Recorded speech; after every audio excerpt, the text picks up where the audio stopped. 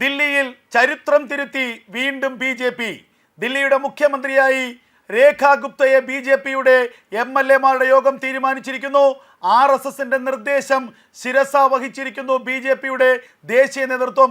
നാളെ വൈകുന്നേരം 4:30-ന് ദില്ലിയുടെ മുഖ്യമന്ത്രിയായി രേഖാ ഗുപ്ത സത്യപ്രതിജ്ഞ ചെയ്ത് അധികാരമേൽക്കും. അരവിന്ദ് കെജ്രിവാളിനെ അട്ടിമറിച്ച പർവേഷ് വർമ്മ ഉപമുഖ്യമന്ത്രിയായി ചുമതലയേൽക്കുമെന്നുള്ള വിവരങ്ങളാണ് പുറത്തു വരുന്നത്. രേഖാ ഗുപ്തയെ മുഖ്യമന്ത്രിയാക്കണമെന്നുള്ള നിർദ്ദേശം നേരത്തെ RSS മുന്നോട്ട് വച്ചിരുന്നു. അത് BJPയുടെ ദേശീയ നേതൃത്വം അംഗീകരിക്കുകയായിരുന്നു. ദിവസങ്ങൾ നീണ്ട അനിശ്ചിതത്വങ്ങൾക്കും ചർച്ചകൾക്കും ഒടുവിലാണ് പുതിയ ദില്ലി മുഖ്യമന്ത്രിയെ ഇന്ന് BJP പ്രഖ്യാപിക്കുന്നത്. ഷാലിമാർ ബാഗ് മണ്ഡലത്തിൽ നിന്ന് 29,595 വോട്ടിൻ്റെ ഭൂരിപക്ഷത്തിനാണ് രേഖാ ഗുപ്ത വിജയിച്ചത്. നിലവിൽ മഹിളാ മോർച്ചയുടെ അഖിലേന്ത്യാ വൈസ് പ്രസിഡന്റാണ് രേഖാ ഗുപ്ത. രാജ്യതലസ്ഥാനം നയിക്കാൻ ഒരിക്കൽ കൂടി വനിതാ മുഖ്യമന്ത്രി എത്തുകയാണ്.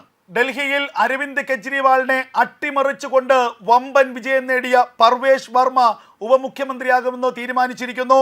വിജേന്ദ്ര ഗുപ്തയായിരിക്കും ദില്ലിയുടെ പുതിയ സ്പീക്കർ. 27 വർഷത്തിന് ശേഷമാണ് BJP ചരിത്ര വിജയം നേടി ദില്ലിയിൽ അധികാരത്തിലെത്തുന്നത്. ഈ ചരിത്ര വിജയം വമ്പൻ ആഘോഷമാക്കി മാറ്റാനുള്ള തീരുമാനത്തിലാണ് BJPയുടെ ദേശീയ നേതൃത്വം. നാളെ നടക്കുന്ന സത്യപ്രതിജ്ഞാ ചടങ്ങിൽ പ്രധാനമന്ത്രി നരേന്ദ്രമോദിക്കൊപ്പം BJP ഭരിക്കുന്ന മുഴുവൻ സംസ്ഥാനങ്ങളിലെയും മുഖ്യമന്ത്രിമാരും കേന്ദ്രമന്ത്രിമാരും എല്ലാം ഉണ്ടാകുമെന്നുള്ള വിവരങ്ങൾ പുറത്തു വരികയാണ്. വലിയ ആഘോഷം, രാജ്യ തലസ്ഥാനത്തെ തിരിച്ചു പിടിച്ചത് വമ്പൻ ആഘോഷമാക്കി മാറ്റാനുള്ള തീരുമാനമാണ് BJPയുടെ ദേശീയ നേതൃത്വം എടുത്തത് എന്ന വാർത്തകൾ പുറത്തു വരുന്നു. നാളെ വൈകിട്ട് 4:30-ന് രാംലീല മൈതാനത്താണ് സത്യപ്രതിജ്ഞ നടക്കുന്നത്. 4 നൂറ്റാണ്ടിന് ശേഷമുള്ള അധികാര കൈമാറ്റത്തെ വമ്പൻ ആഘോഷമാക്കി മാറ്റാൻ BJP തീരുമാനിച്ചിരിക്കുന്നു. ഏറ്റവും നിർണായകമായ തീരുമാനമാണ് BJPയുടെ ദേശീയ നേതൃത്വം പുറത്തുവിട്ടിരിക്കുന്നത്. രേഖാ ഗുപ്ത ആദ്യമായി ദില്ലി തെരഞ്ഞെടുപ്പിൽ മത്സരിച്ച ആദ്യമായി MLA ആയി വിജയിക്കുന്ന രേഖാ ഗുപ്ത ഇതാ ദില്ലിയുടെ മുഖ്യമന്ത്രിയായി അധികാരത്തിലേറുന്നു.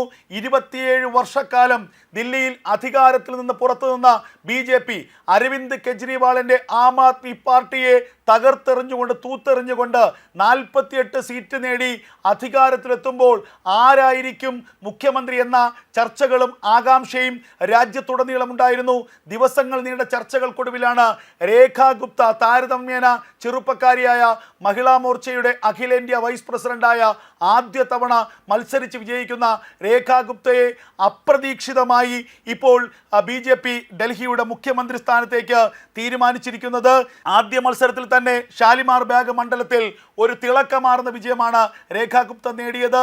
BJPയുടെ നേതാവ് എന്നതിനേക്കാൾ ഉപരി RSSന്റെ പിന്തുണയാണ് രേഖാ ഗുപ്തയ്ക്ക് ഈ തീരുമാനത്തിൽ കരുത്തായത്. 29,595 വോട്ടിൻ്റെ ഭൂരിപക്ഷത്തിൽ ഷാലിമാർ ബാഗ് മണ്ഡലത്തിൽ നിന്ന് വിജയിച്ച രേഖാ ഗുപ്ത BJPയുടെ ദില്ലി മുഖ്യമന്ത്രിയായി മാറുമെന്നുള്ള ഏറ്റവും സുപ്രധാനമായ പ്രഖ്യാപനം BJPയുടെ ദേശീയ നേതൃത്വത്തിൻ്റെ ഭാഗത്തുനിന്നുണ്ടായിരിക്കുന്നു. വളരെ വളരെ ശക്തമായ ഒരു തീരുമാനം. മറ്റൊരു വനിതാ നേതാവിൽ കൂടി BJP വിശ്വാസമർപ്പിച്ചിരിക്കുന്നു. എത്രത്തോളം വനിതകൾക്ക്, സ്ത്രീകൾക്ക് ഈ പാർട്ടി പ്രാധാന്യം നൽകുന്നു എന്നതിൻ്റെ ഏറ്റവും വലിയ തെളിവാണ് ഇപ്പോൾ രേഖാ ഗുപ്തയ്ക്ക് ദില്ലിയുടെ ഏറ്റവും സുപ്രധാനമായ മുഖ്യമന്ത്രി കസേര നൽകിയ തീരുമാനം. ഇത് രാജ്യത്തെ യുവജനങ്ങൾക്ക്, സ്ത്രീ ജനങ്ങൾക്കുള്ള അംഗീകാരമാണ്. രാജ്യത്ത് നരേന്ദ്രമോദിയുടെ ഭരണം തുടരാനുള്ള സാഹചര്യങ്ങൾ ഒരുക്കുകയാണ് BJP ചെയ്യുന്നത്.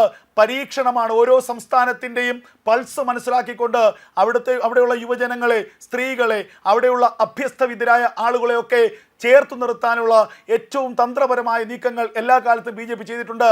അതിൻ്റെ കൂടി ഭാഗമാണ് രേഖാ ഗുപ്തയെ ഇപ്പോൾ ദില്ലി മുഖ്യമന്ത്രിയായി തെരഞ്ഞെടുത്തിരിക്കുന്നത്.